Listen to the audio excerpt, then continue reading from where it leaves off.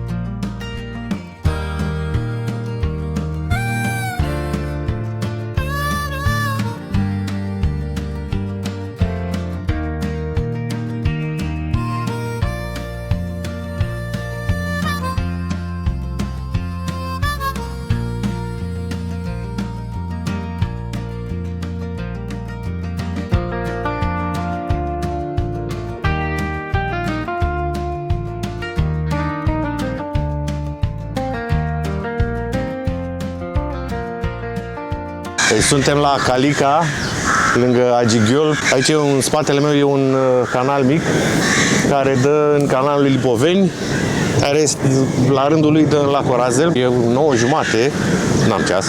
Și ne-a plouat tot drumul până aici. Aici a ieșise un pic soarele, dar văd că acum a început din nou o furtună încolo e marea. Am ales Calica pentru că e zona unui, toată zona asta e a unui prieten bun al nostru, domnul Bogdan Mihalca. Și am ales-o pentru că noi considerăm că ar trebui și Bugeacul și Dobrogea să intre în câmpiile sălbatice, pentru că și pe aici au trecut cam aceleași popoare care au trecut în câmpiile sălbatice, pecenegi, cumani, vikingi. Probabil că un viking e îngropat pe undeva pe aici. Există o piatră funerară undeva în Scandinavia care spune că ăsta a murit în luptă cu valahii negri.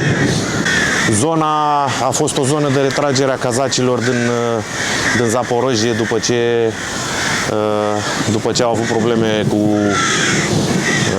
rușii. Încă mai există comunități de haholi în zona aia spre Sfântul Gheorghe. Există lipoveni pe aici, comunitatea turcotătară, așa că e cam aceeași zonă pestriță ca în câmpiile sălbatice. O să tragem și cu arcul, pentru că aici, fiind teren privat, putem să facem chestia asta. O să ne plimbăm un pic pe lac, o să facem și niște mâncare specifică zonei, nu numai zonei respective. Legat de echipament, o să încercăm 2 zile să stăm îmbrăcați așa. Evident că nu o să dormim cu astea pe noi, dar o să dormim cu pantalonii și cu cămășile de dedesubt. O să încercăm să stăm numai așa îmbrăcați și cu arme la șold. E o chestie de reconstituire istorică care mi se pare mult mai mișto decât să fii la un festival, să stai câteva ore, pe urmă pleci acasă liniștit. Așa o să stăm toată ziua, o să gătim așa, o să ne comportăm ca și cum am fi în perioada respectivă, 2 zile cât stăm aici, și o să spunem impresii despre chestia asta.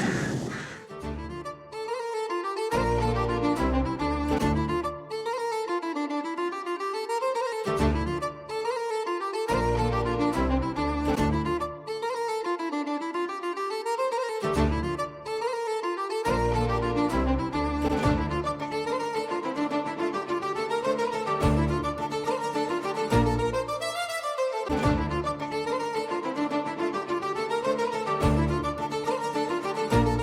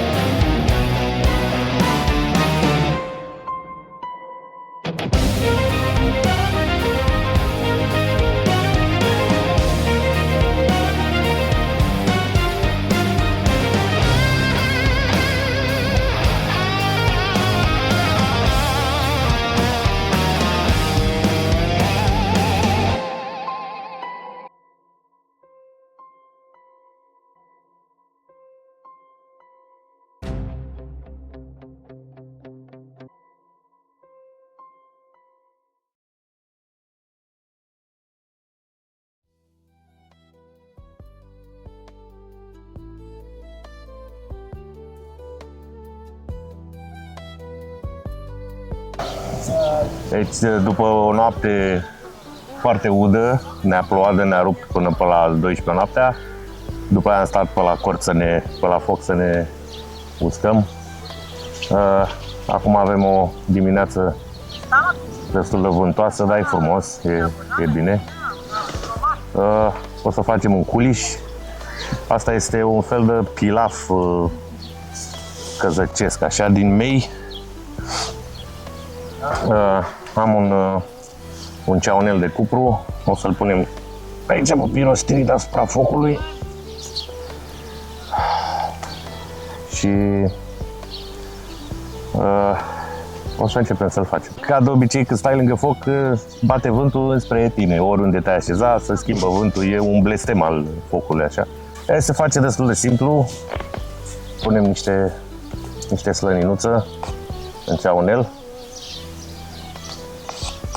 Avantajul vaselor de cupru. Se folosesc vase de cupru de când s-a descoperit cupru, de câteva mii de ani. Are avantajul că dezinfectează mâncarea. Omoară o grămadă de bacterii, ne cântă cocoșul, îl face în supă. Are și dezavantajul că oxidul de cupru este otrăvitor. Din fericire, în vasele în care gătești nu are timp să se facă oxid de cupru. Dacă ai apucat să-l arzi, pui pe foc, îi dai cu ulei, grăsimea intră în porii cupru, omor cocoșul ăla.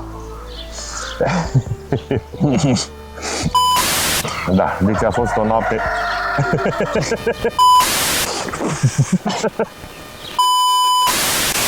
Deci a fost o noapte interesantă. Evident, prima chestie pe care am făcut-o dimineața a trebuit să ne curățăm armele, pentru că a fost destul de multă umezeală.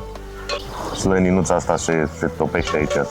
Da, se poate folosi și slăninuța afumată. Porcul se mănâncă de când ăștia Neandertal de când au omorât primul mistreț. Da, și a fost oricum domesticit acum la fel câteva de mii de ani. Dacă lași porcul domestic îl lași în libertate, se transformă în mistreț. Exact. Și crește păr pe el, se poți, începe să râmei, să face osul ăsta de aici, de la nas mai gros și cresc colții.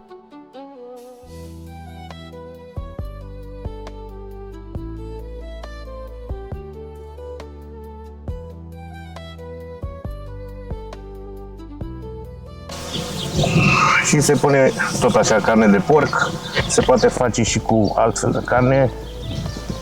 Eu am folosit ceafă, că asta e la îndemână pe aici, pe Valahia. Valahul mănâncă multă ceapă. Ceafă.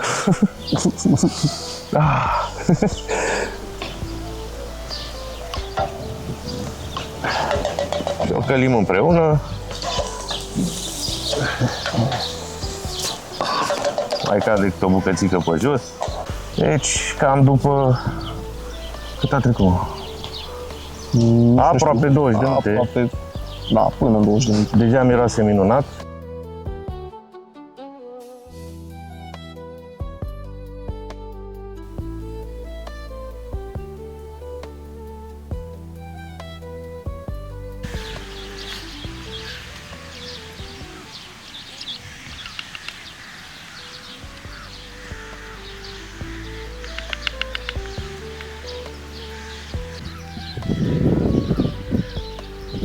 Foarte bun.